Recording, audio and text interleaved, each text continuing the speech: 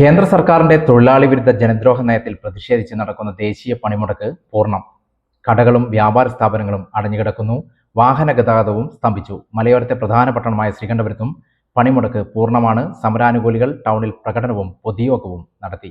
ദേശീയ പണിമുടക്കിന്റെ ഭാഗമായി ജില്ലയിലും ഹർത്താൽ പൂർണ്ണമാണ്. മലയോര പ്രദേശങ്ങളുടെ പ്രധാന പട്ടണമായ ശ്രീകണ്ഠപുരത്തും ഹർത്താൽ പൂർണ്ണമാണ്. കടകമ്പോളങ്ങൾ അടഞ്ഞുകിടക്കുന്നു. വാഹന ഗതാഗതം സ്തംഭിച്ചു. ചില ഓഫീസുകളും സ്കൂളുകളും ഭാഗികമായി പ്രവർത്തിച്ചുവെങ്കിലും ഹാജർ കുറവായിരുന്നു.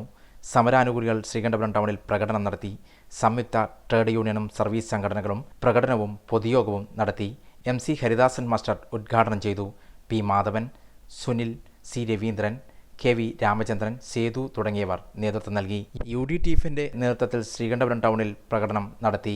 PT Kuriakose master, VP Pakkar Haji, TC Ibrahim, NP Nooruddeen, Rasiq AP, Anoop EP, Rafi KT, Rafeeq K, Saboor C, Ameen, Ramshad തുടങ്ങിയവർ നേതൃത്വം നൽകി.